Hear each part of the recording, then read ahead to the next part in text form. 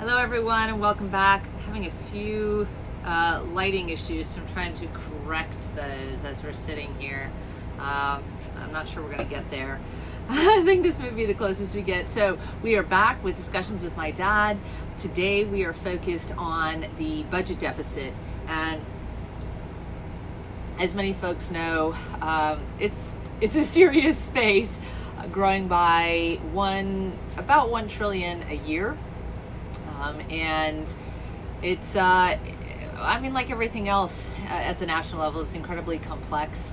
And so, of course, we are going to have to think about it in a variety of spaces, in a variety of ways, and approach it with a number of individuals at the table making decisions. I've actually spent some time working on this in the past, and so I've got some ideas. I've actually talked with some economists and been working on what we can do. Also looking on the inside, what are the things in the government that, hey everybody, welcome on. We're talking about the budget deficit, waiting for my dad to join. We are focused on, oh, there's my dad.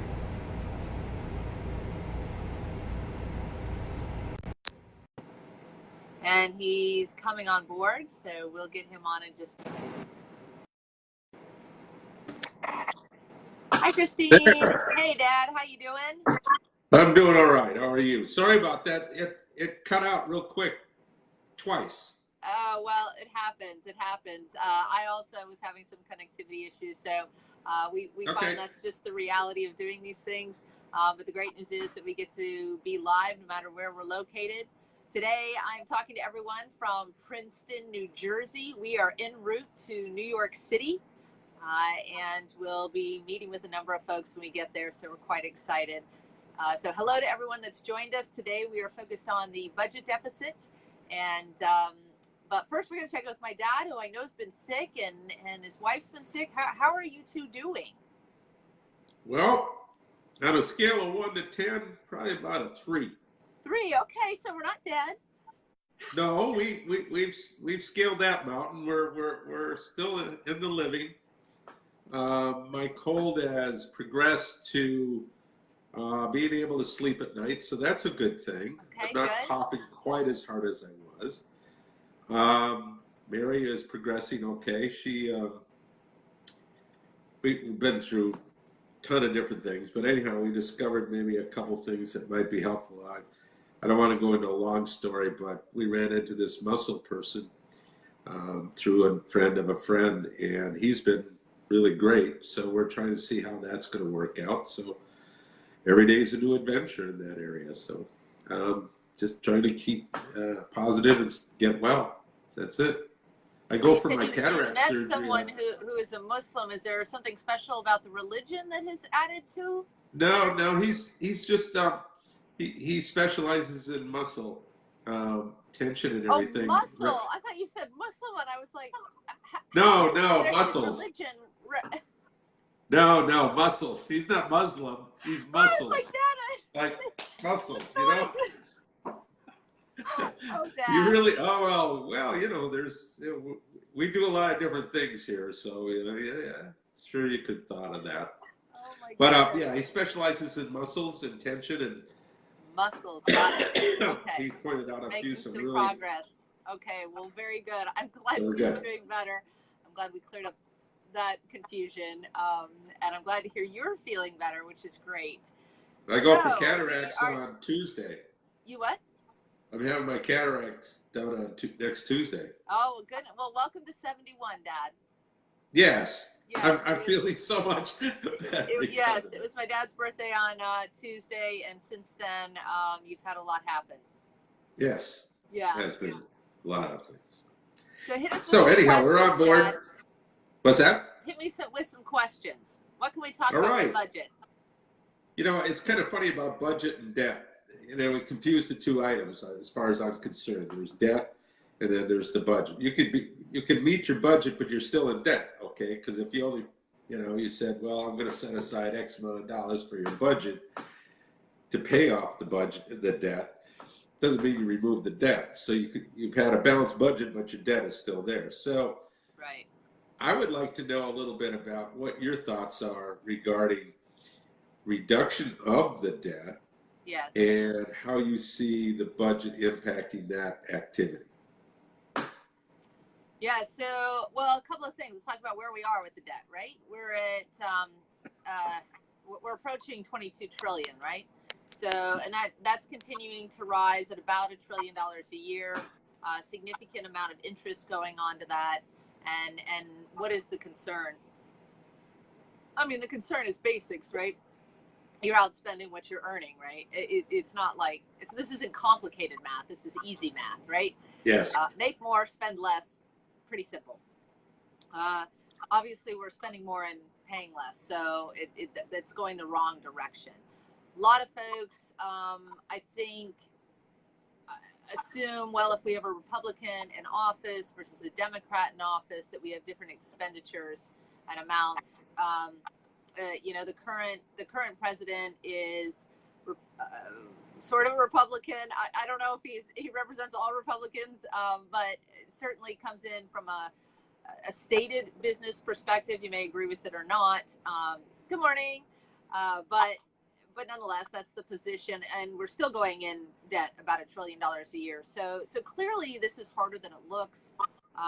Clearly, there's a lot that's going on, and it's a lot more complicated than people oftentimes realize, right? So a couple other points. Where could we make more money? So I actually pulled apart the debt and went through all the intricacies of it a while back. And it was really interesting to me because I don't know if most people realize where the majority of our money goes. And it is not to the cost of the action of the government, right? So about half of the discretionary, those are the things that you get to choose you spend on, goes to the Department of Defense. And then the other half goes to the other 14 departments. And that splits to about 1.3 trillion total. So if we kept Department of Defense and we closed the entire government, we would still be going in debt every year. I mean, close the entire government. So there's nowhere you could just cut. A lot of people don't realize that we have a document that comes out every year. And the document tends to be about 300 to 400 pages. And it goes line by line by line looking at the budget. And what's fascinating about this is that it recommends a variety of ways that you could save money. Except it's not very thoughtful. It's not connected. It's not efficient. It's not any of those things, right? So it's lines. So, for example, one of them might be, and is actually, I'm not making this up. It boggles my mind. It says, we could actually cut the money that goes to parents of disabled children and encourage them to work instead and save that money. Now, maybe in a vacuum that, I don't know. I don't know what story someone tells themselves where that makes sense. But let me tell you the reality of it, because I've lived this, right? The max you can get is about $700 a month. So we're not talking a lot of money. And secondly, the amount of money it costs to pay a caretaker to take care of a disabled child well exceeds that amount. So there's no logic, not to mention that kind of lacks humanity in that case. But these are the kinds of recommendations that get made, and then piecemeal they start making changes. But when you're at the point where if you wiped out the entire budget, you're still behind, no amount of little tiny, that's like saving pennies when you are in debt $100,000 on your credit cards. There's no point, right? So the question is, what do you do about it? Well, the first thing I wanted to do is, how do we make more money? And I looked at a couple of different things. Number one, where is it that we're losing tax revenue? Number one place we lose tax revenue is, I'm sure this isn't going to shock anybody, but number one place we lose it is in kind of those loopholes where people are not paying taxes that should be paying. And this amounts to about $600 billion a year. So almost makes up, so it's about a little more than half of the yearly debt that we go into. The second place that we don't get a lot of money is in international individuals that come to our country. So if you come, you might pay sales tax at a state level, but you're not going to pay sales tax at the national level. So anybody who visits here also doesn't contribute.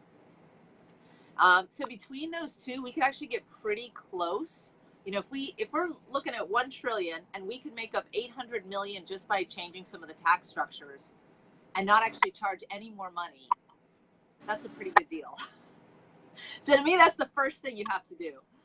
And then the second is, you know, when you're talking 200 billion to reduce, I can do that in just making more efficient systems. That's actually not difficult. So there's a way to do this, but paying it off, whole different ballgame. Yeah, I mean, we're really, really behind, and the amount that we owe is so substantial that the interest is overwhelming. So that gets to be a little more difficult.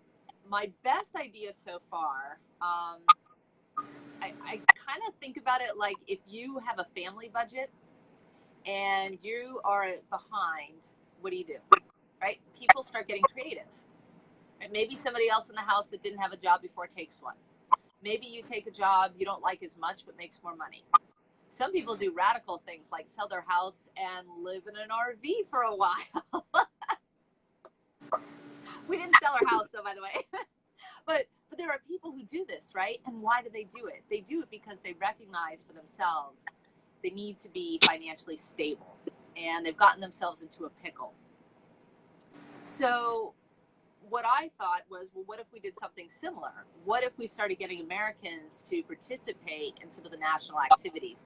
And that is what I'm doing as I go around the country and finding programs that are already doing a lot of the things that we fund. In other words, you don't need to spend as much as we're spending and still accomplish the same goals. Okay. Thought? Well, it sounds good. You know, I get concerned about the debt, and I think everybody does, and we kind of shuffle it off because it's so mind-bogglingly large, and how we got here was so irresponsible. It was ridiculous. I think it's a large degree why we are troubled by the activities of our senators and congresspeople and are, you know, that make the laws, that how they spent the money and how we got into this position with what we were doing. I mean, and so my greatest fear is not for myself, because simply, as you've acknowledged, I'm 71 years old. The likelihood of my being more than significantly impacted by the national debt is going to be slight and practically zero, just because I'll be living on the air of whatever is going on. My fear is that in the long term for our country, and even on the world economy, let's even broaden this out, that, you know, we need to figure out, because it'll destabilize the currency system in the world by this nation failing on its debt as deep as it truly is. It cannot do that. No. Interest rates will go, everything will go, I mean, it'll be an economic catastrophe. I mean, beyond, you know, significant thought. So that can't happen either. It's going to be pretty tricky going forward. And we're not the only nation spending more than what we make. I mean, that is why you see 50% tax rates in different countries and different things and stuff. Everybody thinks you can continue to, chew away at something that has no substance whatsoever, and you cannot do that. So I guess I'm just spewing all this out because it's already knowledge, but the fact is it almost seems insurmountable. I think you can balance a budget. I think that's what you're looking at more so than actually going out and reducing the debt. It's maybe just not enlarging the debt more than it already is. I don't know if that interest rate is ever going to, I don't know if we can even manage the interest rate, is what I'm saying, because it's sort of like paying, everybody says, well, don't pay off the debt, just pay off the interest. Well, that's pretty much where we're at. I mean, that's all we're not even meeting that obligation. Yeah, that's where we are. We're not paying it off right now. No, we're not. And we never will. I mean, that debt will never go away. It just cannot. We can't I don't know if that's true. I don't know that I buy that. It comes and I goes. don't If think you so. go back in history, you'll see it comes and goes, and Yeah. there are large events that act as catalysts to pay things down. I mean, there are ways to do this. So I'm not convinced. Another one that you haven't brought up, Dad, I don't know if you've read up on it, was MMT. No. Right. So this gets into modern monetary theory and gets away from thinking about a gold standard. Instead, Right. almost, yeah, it's more like thinking about money as a theoretical concept in a digital Right. space than it is necessarily, right? Right. And so there are some changes in the way that operates, and it will have some effects. It's still quite debated. I do think this position has been a bit more partisan. I'm not sure what the reasoning is, um, why it's been more partisan than not, but I think it's because it's difficult to understand. Right? There are people who will boil it down to very simplistic terms, but in its true form, it's a bit more complex. And I think it's easier to understand. Spend less than you are making. Yeah, I A mean, we simpler can. way to understand, but actually economics is very complex when it gets into how you stimulate in a country to act, how you deal with the social implications of fear of not having enough money and how that affects spending, Right. and also travel, worldviews, et cetera. So it's much more complex than would be your standard home budget.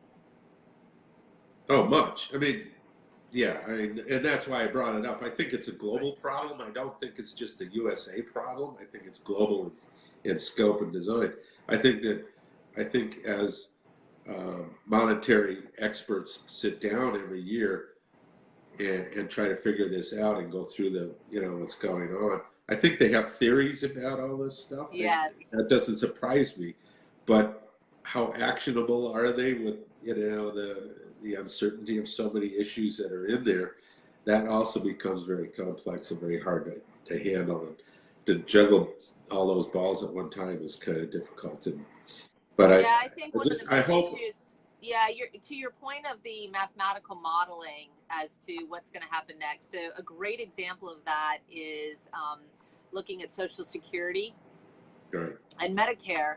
And so I really went through and looked at all the data on that. And as I did it, I kept thinking, how did we miscalculate this so badly? And that's when I realized that that's exactly what we did, was we miscalculated based on variables we didn't expect. Meaning, if you were to run numbers in the 50s and 60s based on the life expectancy at that point, you Right. would assume, even if you assumed that healthcare got slightly better, you would still be inaccurate from what actually happened, which is a number of factors, right? One, people started living longer. Two, we had a baby boomer generation. Those are still expected but difficult to quantify. But it's the third factor that you could not have predicted, and that is how the social structures changed. So, what do I mean by that? Young people today are not having children at 22 years old and getting married right away, which means they're not buying homes right away, which means they're not taking on the same kinds of responsibilities that the generation three before them did, which means that they're not taking jobs in the same way that put money back into the Social Security space the way that they did before. That social change has an incredible effect on how much money is going in when the baby boomer generation is taking out. That's the hard thing to predict, Right. right? Well, It's and that goes back to the personal budget. The whole reason they stopped doing it is because they found out or figured out that they had to spend less, make more rather than and spend less in order to survive and continue to go. And having children later is better than early. And so we have that problem going on. And then you also have a growing percentage. I'm not saying it's huge or whatever, but you do have a growing percentage of unproductive families coming into the network that aren't producing anything into, dumping anything in there. They are extracting. So, I mean, that's not a That's very always, I large mean, there's always percentage. going to be some of that. I don't know that that's the It's driving not a factor. large percentage, but they're not contributing. That's the bigger part. I mean, they're not adding to the whole thing. I'm not sure that's entirely true, Dad, because there are different types of taxes, and so everybody pays some sort of tax. Even if you Right. are, even if you are here illegally, you are paying some sort of taxes, and in fact, Right. they contribute a significant amount of taxes. A lot of people don't realize. I didn't know this, but a lot of them go under EIN numbers and have been tracking for years the amount of taxes they voluntarily pay in the hopes that when Congress someday makes a decision on how to handle immigrants who got here, as children and missed the cutoff date or whatever, Right. they Right. want to be able to prove that they have been a productive and contributory member of society for a long time. And it's a substantial amount. So it's not a blanket statement that nobody's contributing, even in low income spaces. Those are just facts. Those are, I mean, I know everybody has different opinions, but those are just facts that come out of the sharing information.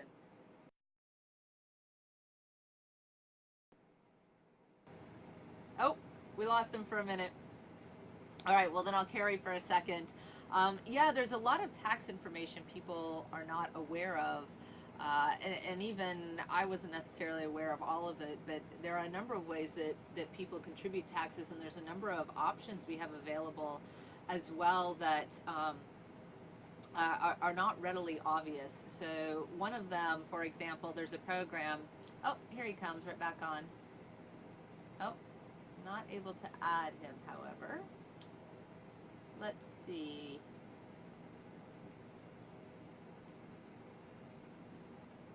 He may have, pardon us for just a second as we figure out the, Dad, if you can see me, go ahead. We froze for a minute. Oh goodness, that happens sometimes. Dad, if you can hear me, go ahead and request to join and we'll get you back on. Sounds like maybe I'm low, but I'm not seeing a freeze. Let me see. Oh, Dad went out again. Well, as we try to figure this out, I'll go ahead and keep talking. So we had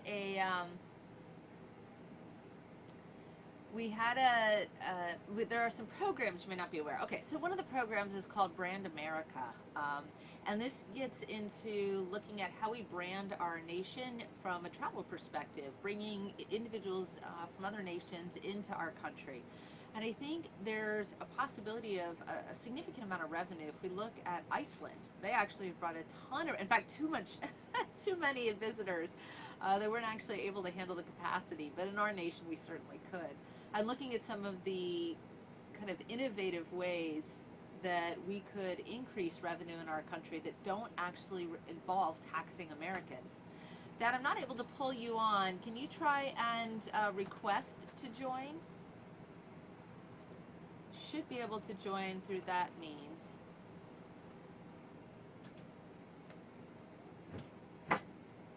Yeah, I see you're here, but you're not actually able to be added, so I need you to go ahead and request.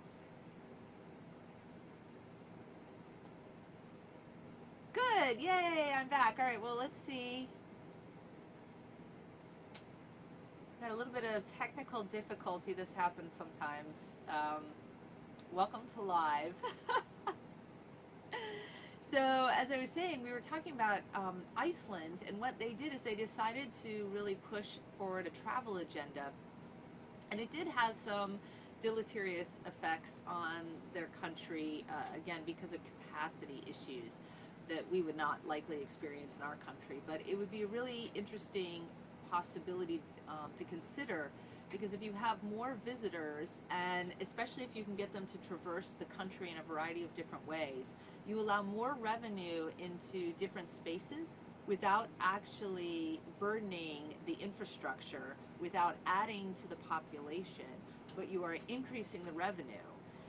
And so I'm really interested in how we might be able to do that, because if all we're doing is recycling funds within our own nation, we're not actually adding to our revenue. All right, I think my dad is able to come on now. So there we go. It's adding. And we'll get to join him in just a minute. Hey, Dad, you're back. Sorry, don't know what happened, but welcome to live. Well, I had to totally get out. Things disconnected, and I finally just closed everything out and came back in. So. Yes. Anyway. Did you hear what I was talking about with Brand America in Iceland? No, I did not hear that So part. one of the things that I really started looking into is how do we bring revenue into the country versus recirculate it within our country? And so Right. there's a program, it's kind of ironic, so I didn't know it existed. I'm guessing most people don't. It's called Brand America, and it's focused on branding our nation for travel purposes to try and encourage foreigners to come visit. If we were to change the tax structure so that they were taxed in some ways when they come to our nation, we would actually generate revenue. If we look at Iceland as an exemplar of this kind of model, they brought in tremendous revenue. Now, they had some issues because of capacity, meaning their country's not very big. And so they were overwhelmed by some of the problems associated with foreigners traveling to them. But we wouldn't have those same problems. And so what I was saying was I've looked into how we would be able to potentially bring others here and move them through the country, especially through more of our rural spaces, because they would not tax the infrastructure in the same way. They would not increase the population, but they would increase revenue to both local economies, but also to the national economy. And so a facilitative, more innovative concept like that may be something we should be considering. And similar other concepts, right? How is it that we brand our people to be employable globally, right? Again, bringing money into our country versus taxing Americans as the only way for us to increase our revenue. I think there are other ways to do it. I actually think we should reduce taxes for all Americans. I'm probably the only Democrat that's going to say that, but that's because it's based on data, it's based on experience, and it's based on knowledge of how the internals of the executive branch. But I think the only way we've been addressing issues is by the assumption that we have to make more money solely through taxes. There are other ways for our country to make money. We have lost my dad again, I'm afraid, so we may need to go ahead and close out. This is a discussion that needs to continue because it's very complicated. There are a lot of opinions about it. But if I were to leave everyone with maybe 2 to 3 points, it would be number one, we can reduce taxes and still pay down the debt because we have, and I'm sure no one's surprised, a significant amount of inefficiency that happens in the government. This can be fixed, but you need somebody who understands the intricacies of the executive branch. Number two, there are other ways to bring in revenue to this country that don't involve raising taxes, and I think we really need to think outside the box on how to do that. Because number three, if all we are is regenerating, moving the money around in our country, we're not actually increasing what it is that we have to work with. So those would be my 3 points on the budget deficit and how we can fix that today. Thank you so much for joining us, and we are on every Tuesday at 10:30. Today was just a delay due to illness, but we will be back next Tuesday. Talk to you soon. Bye, everybody.